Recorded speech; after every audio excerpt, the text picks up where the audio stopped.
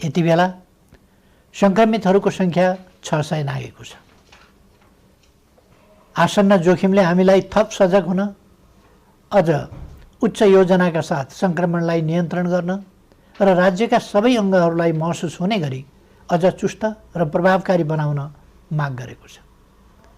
यस महामारीलाई नियन्त्रण गर्न प्रारम्भिक दिनका तयारीमा केही अलमल जस्तो देखिए तापनि हालसम्म आइपुग्दा हामीले लिएका कदमहरू सफल भएका छन्। लकडाउनले जीवनलाई असहज त बनाएको छ, तर यसले सामाजिक दूरी कायम गर्न, केसहरू पहिचान गर्न, आइसोलेसनमा राख्न र सम्पर्कित व्यक्ति पत्ता लगाउन मद्दत पुर्याएको छ। समयमै गरिएको लकडाउन, अन्तर्राष्ट्रिय सीमा नाका र उडानहरू बन्द गर्ने निर्णय र समयमै तय गरेको अस्पताल सेवा सञ्चालन कार्यविधिको तर्जुमा र कार्यान्वयन लगायतका कदमहरूले महामारीबाट हुन सक्ने डरलाग्दो क्षतिलाई जोगाएको छ। यसबीचमा 2 महिनाका शिशुदेखि 81 वर्षीय वृद्धासम्मलाई निको पार्न सकिनुलाई उपलब्धिका रूपमा लिइनुपर्दछ। यसरी दक्षिण एसियाका कतिपय मुलुकहरूको तुलनामा नेपालमा महामारी नियन्त्रणको स्थिति प्रभावकारी छ, तर त्यो ढुक्क भएर बस्ने स्थितिमा भने छैन। कोरोना विरुद्धको हाम्रो लडाईँ निकै चुनौतीपूर्ण र लामो छ भन्ने यथार्थप्रति सरकार सचेत छ। विज्ञहरूले दिएको सल्लाह बमोजिम कम्तीमा जनसङ्ख्याको 2% परीक्षण विस्तार गर्ने योजनामा सरकार छ। यस अप्ठ्यारो समयमा अपाङ्गता भएका व्यक्ति वा अन्य कसैको पनि राज्यले उपलब्ध गराउँदै आएको सामाजिक सहायतामा कटौती गरिने छैन। सामाजिक सुरक्षाको दायरा फराकिलो पारिनेछ। योगदानमा आधारित सामाजिक सुरक्षा प्रणालीलाई परिमार्जन गरिनेछ। यस प्रणालीमा आबद्ध सबै श्रमिकहरूको सामाजिक सुरक्षा कोषमा गर्नुपर्ने योगदान रकम हाललाई सरकारी कोषबाटै मिलान गरिनेछ। श्रम गर्नै नसक्नेलाई राहत दिउँ, बाँकी सबैलाई काम दिउँ र आर्थिक रूपमा भर्ते गरौँ भन्ने मान्यतामा सरकार दृढ छ। प्रधानमन्त्रीको नेतृत्वमा रहेको प्राकृतिक विपत्ति न्यूनीकरण तथा समस्या समाधान कोष र गृहमन्त्रीको नेतृत्वमा रहेको प्राकृतिक विपत्ति राहत कोषमा समेत रहेको रकमको महत्त्वपूर्ण हिस्सा कोरोना सङ्क्रमण रोकथाम नियन्त्रण तथा उपचार कोषमा हस्तान्तरण गरिनेछ, जसबाट कोरोना रोकथाम नियन्त्रण र उपचारमा थप योगदान पुग्नेछ। प्रत्येक स्थानीय तहलाई कोभिड-19सँग जुझ्न सक्ने गरी स्वास्थ्य सुरक्षा, स्वास्थ्य सेवा, आधारभूत वस्तुहरूको आपूर्ति र शान्ति सुव्यवस्था कायम गर्न सक्ने तुल्याउन सङ्घ र प्रदेश बीचको सहकार्यलाई थप प्रभावकारी बनाइनेछ। खास गरी क्वारेन्टाइनको प्रबन्ध, राहत वितरण, आपूर्ति प्रणालीको व्यवस्थापन र अनुगमनमा स्थानीय तहलाई सक्षम पार्ने गरी साझेदारी अघि बढाइनेछ। क्वारेन्टाइनको सङ्ख्या बढाउने र त्यसको स्तरमा पुनरावलोकन गरी व्यापक सुधार गरिनेछ।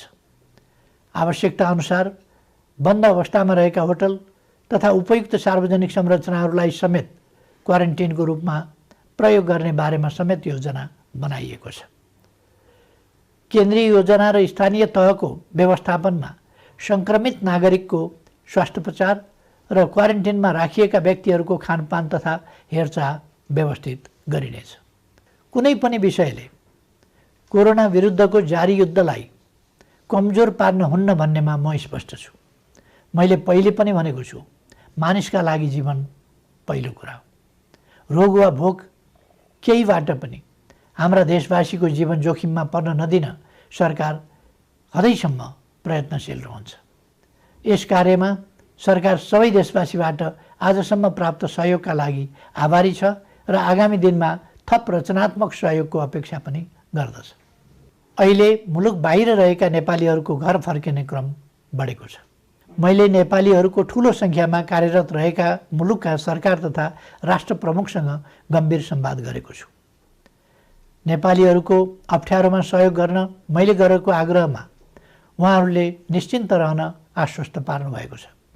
म उहाँहरू सबैलाई धन्यवाद भन्न चाहन्छु। यसका अतिरिक्त कोभिड-19को विश्वव्यापी सङ्क्रमणको कारणबाट उत्पन्न असहज परिस्थितिमा स्वदेश फर्कनुपर्ने अवस्थामा रहेका नेपालीलाई स्वदेश फर्काउने व्यवस्था सम्बन्धी विस्तृत योजना सहितको आदेश तत्काल जारी गरिनेछ। विश्वका जुनसुकै कुनामा अप्ठ्यारोमा परेका आफ्ना देशवासीहरूलाई सरकारले समयमै उद्धार गर्छ। समस्याको प्राथमिकता र देशभित्रको तयारीका बीच सन्तुलन मिलाउँदै यो काम छिट्टै सुरु गरिनेछ। सरकार आफ्ना नागरिकप्रति संवेदनशील छ, यसमा निश्चिन्त रहन म सबैमा आग्रह गर्दछु।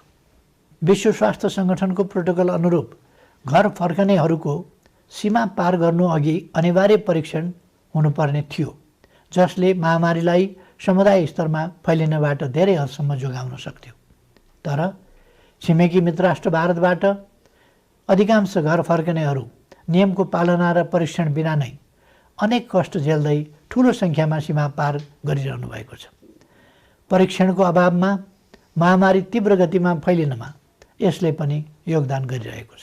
महामारीका कारण माध्यमिक शिक्षा परीक्षा एसईई सञ्चालन हुनुभन्दा 2 दिन अगाडि स्थगित गर्नु परेको थियो।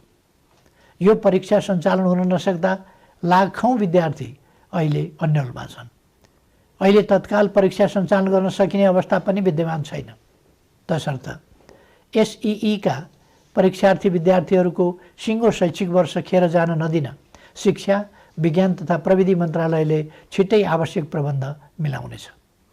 आवश्यक नीतिगत व्यवस्थासहित मन्त्रालयले भर्चुअल कक्षाको समेत प्रयोग गरी सबै विद्यालयहरूमा नयाँ शैक्षिक वर्ष अन्तर्गतको पठन पाठन सञ्चालनको काम अघि बढाउनेछ।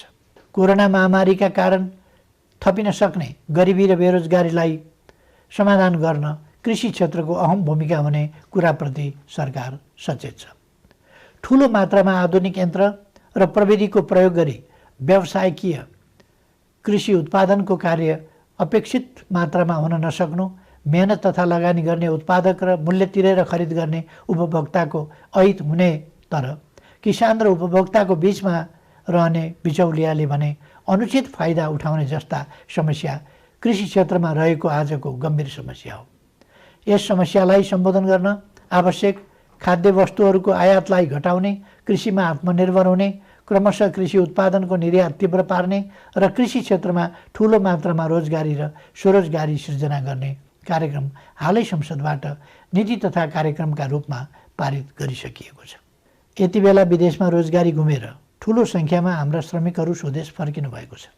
साथै कोरोना महामारीका कारण नेपालमा कार्यरत विदेशी श्रमिकहरू पनि ठुलो सङ्ख्यामा आफ्नो देशमा फर्केको या फर्कने अवस्था रहेको छ।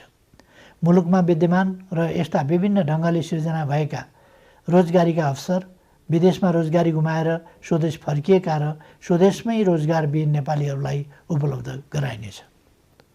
यसका लागि आवश्यक पर्ने उपयुक्त सिप र तालिमको व्यवस्था सरकारले गर्नेछ। कृषि, साना तथा मझौला उद्योग, व्यवसाय, निर्माण तथा सेवा क्षेत्रमा स्वरोजगारी सृजना गरी आत्मनिर्भर अर्थतन्त्रको गन्तव्यमा अघि बढ्ने विषय पहिले नै चर्चा गरिएको छ। सङ्घ, प्रदेश र स्थानीय तहको सहकार्यमा पारिश्रमिक सहितको जनसहभागिता र प्रविधि सहितको श्रममूलक विकास निर्माणका कार्यहरू स्थानीय तहमा सञ्चालन गरिनेछ।